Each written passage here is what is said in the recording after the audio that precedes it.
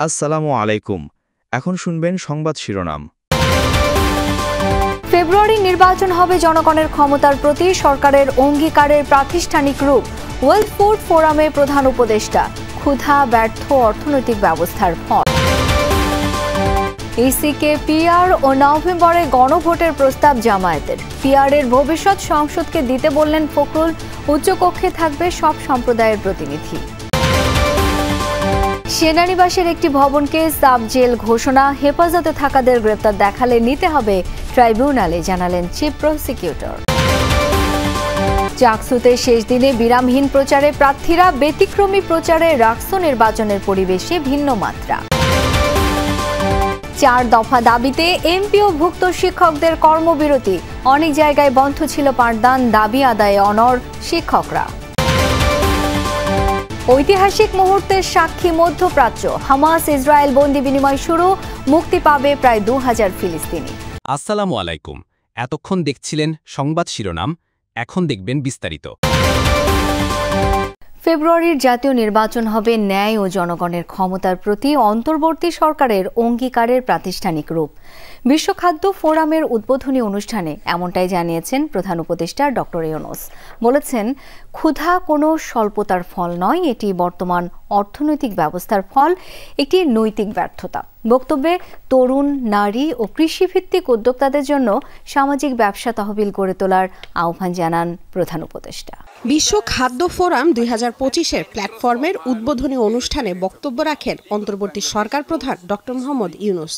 বলেন, ফোরামের 80 বছর পূর্তি কেবল একটি উদযাপন নয়, এটি ভবিষ্যৎ প্রস্তুতির ডাক। This year's theme, hand in hand for better food and a better future. অন্তর্বর্তী সরকার প্রধান এ সময় বাংলাদেশের গণ অভ্যুত্থানের কথা তুলে ধরেন। বলেন, তরুণদের নেতৃত্বে জনগণের অংশগ্রহণে একটি সফল আন্দোলন সংগঠিত হয়েছে। বর্তমানে সেই তরুণরাই দেশের প্রতিষ্ঠানগুলোর পুনর্গঠনে নেতৃত্ব দিচ্ছে।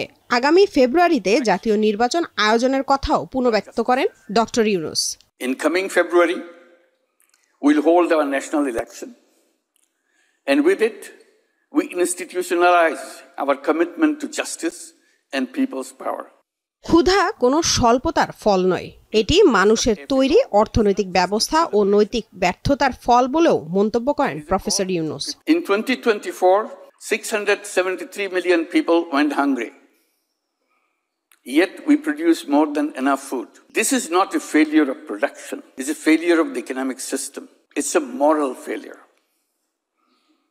While we couldn't raise a few $1 billion to end hunger, the world spent $2.7 trillion on weapons. Is this how we define progress? Doctor Yunus আরও বলেন, বাংলাদেশের আয়তন ইতালির অর্ধেক হলেও 18 কোটি মানুষের খাদ্য যোগাচ্ছে সরকার। পাশাপাশি 13 লাখ রোহিঙ্গার আশ্রয় ও খাদ্য সহায়তাও দিচ্ছে বাংলাদেশ। বাংলাদেশের মানুষ সত্যিকার অর্থে অসাম্প্রদায়িক বাংলাদেশি। আগামী নির্বাচনে তা আরও একবার প্রমাণ হবে, এমন আশাবাদের কথা জানিয়ে বিএনপি মহাসচিব মির্জা ফখরুল ইসলাম আলমগীর দেশের খ্রিস্টান সম্প্রদায়ের কাছে ধানের শীষের পক্ষে সমর্থন চেয়েছেন। এ সময় বিএনপি মহাসচিব বলেন, পিআর ইস্যু আগামী সংসদের উপর ছেড়ে দিতে হবে। নির্বাচন সামনে রেখে ধারাবাহিকভাবে দেশের বিভিন্ন গোষ্ঠী, সম্প্রদায় ও নানা শ্রেণী পেশার মানুষের সাথে মতবিনিময় করছেন বিএনপি নেতারা। সোমবার সকালে গুলশানে বিএনপি চেয়ারপারসনের কার্যালয়ে খ্রিস্টান সম্প্রদায়ের মানুষের নানা সমস্যা আর সম্ভাবনার কথা শুনেন মহাসচিব মির্জা ফখরুল ইসলাম আলমগীর। আলোচনার এক পর্যায়ে খ্রিস্টান সম্প্রদায়ের প্রতিনিধি থেকে সংসদ সদস্য করার দাবি তোলা হয়। জবাবে মির্জা ফখরুল জানান, সংসদের উচ্চকক্ষে সব সম্প্রদায়ের প্রতিনিধি রাখতে চায় বিএনপি, তাই জাতীয় নির্বাচনে চান সারা দেশের খ্রিস্টান সম্প্রদায়ের সমর্থন। জাতীয় নির্বাচনের আগে নভেম্বরে গণভোট নিতে মানসিকভাবে নির্বাচন কমিশনকে প্রস্তুতি নেওয়ার পরামর্শ দিয়েছে জামায়াতে ইসলামী। একথা জানিয়েছেন দলটির নায়েবে আমির ডাক্তার সৈয়দ আবদুল্লাহ মোহাম্মদ তাহের। দুপুরে নির্বাচন ভবনে পুরো কমিশনের সাথে বৈঠক করে জামায়াতের 5 সদস্যের প্রতিনিধি দল ব্রিফিংয়ে মোহাম্মদ তাহের জানান, গণভোটের বিষয়ে দলের জোরালো অবস্থান তুলে ধরা হয়েছে ইসির কাছে। নির্বাচনের আগে গণভোট কমিশনের জন্য পরীক্ষামূলক হবে বলেও মন্তব্য করেন তিনি। পিআর পদ্ধতিতে সুষ্ঠু নির্বাচন হবে এমন মতামত জানিয়েছেন জামায়াতের প্রতিনিধিরা। এ সময় প্রবাসীদের ভোটদান, ভোটার তালিকা, জাল ভোট রোধ, নির্বাচনে নিরপেক্ষ কর্মকর্তা নিয়োগ সহ নির্বাচন সংশ্লিষ্ট বিষয় সম্পর্কে জানতে চায় কমিশন। কিছু ক্ষেত্রে পরামর্শ দিয়েছে জামায়াত ইসলামী।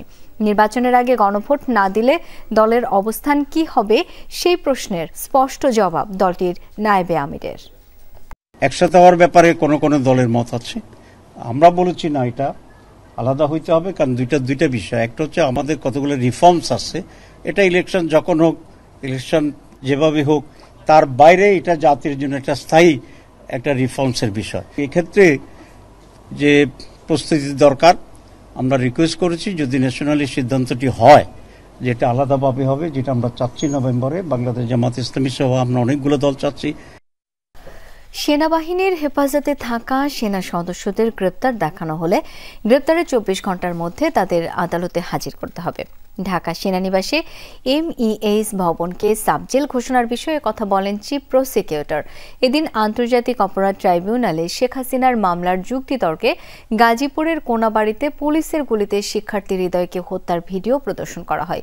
আন্দোলন দমনে বল প্রয়োগের নির্দেশ দিচ্ছেন শেখ হাসিনার এমন একটি ফোন আলাপও শোনানো হয়। 5 আগস্ট শেখ হাসিনা পালিয়ে যাওয়ার খবরে গাজীপুরের কোনাবাড়ি এলাকায় একটি হাসপাতালে অবস্থানরত উচ্ছ্বসিত জনতা বেরিয়ে আসে রাস্তায়।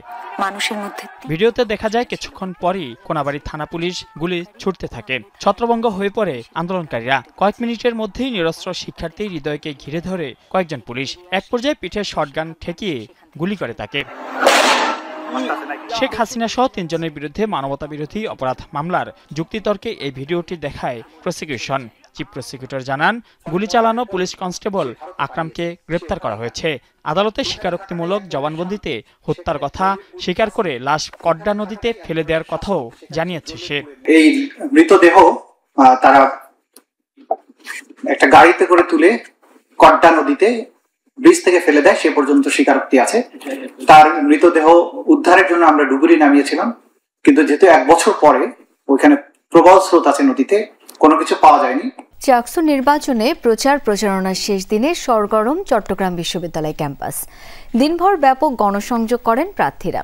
নির্বাচনী অঙ্গীকার তুলে ধরে দেন বাস্তবায়নের আশ্বাস। এবার কেন্দ্রীয় ও হল সংসদে লড়ছেন 908 জন। রাত 10টায় শেষ হয়েছে প্রচারণা। একদিন পর বুধবার ভোট গ্রহণ। সকাল থেকে সরগরম চট্টগ্রাম বিশ্ববিদ্যালয় ক্যাম্পাস। চাকসু নির্বাচনে প্রচারণার শেষ দিনে সব প্যানেলের প্রার্থী এবং স্বতন্ত্র প্রার্থীরা পুরো ক্যাম্পাস চষে বেড়ান। মূল বেতনের 20% বাড়ি ভাড়া সহ 3 দফা দাবিতে দ্বিতীয় দিনের মতো রাজধানীর কেন্দ্রীয় শহীদ মিনারে অবস্থান করছেন বেসরকারি শিক্ষা প্রতিষ্ঠানের এমপিওভুক্ত শিক্ষক কর্মচারীরা। আন্দোলনরত শিক্ষকরা বলছেন, জনদুর্ভোগ এড়াতে শহীদ মিনারে অবস্থান চালিয়ে যাবেন তারা। জানান, প্রজ্ঞাপন জারি না হওয়া পর্যন্ত আন্দোলন চলবে। আলোচনার মাধ্যমে প্রজ্ঞাপন নিয়েই শ্রেণীকক্ষে ফিরবেন বলেও জানান শিক্ষকরা। ইসরায়েল ফিলিস্তিন বন্দি বিনিময়ের মধ্য দিয়ে যুদ্ধবিরতি বাস্তবায়নে ঐতিহাসিক মুহূর্তের সাক্ষী হল বিশ্ব।